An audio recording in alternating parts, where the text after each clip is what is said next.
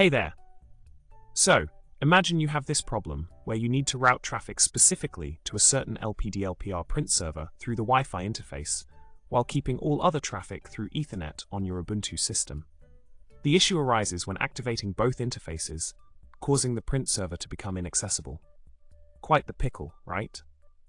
Now, the solution to this tricky situation involves setting up some custom routing.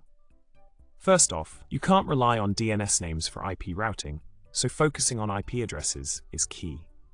You'll need to specify the correct gateway address for the Wi-Fi interface when adding a route for the LPR server. By ensuring you have the right gateway and IP addresses in place, you can direct the traffic where it needs to go, even when both Ethernet and Wi-Fi are active.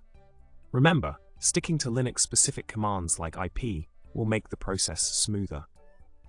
In conclusion, navigating the complexities of routing traffic in a dual interface setup can be challenging, but not impossible. By following the steps to configure the routing table with precision and understanding how IP packets travel, you can achieve the desired outcome. So, go ahead, give it a try, and remember, the key to success lies in attention to detail. Thanks for watching, and remember to subscribe, like, and comment below with your thoughts on this network routing adventure.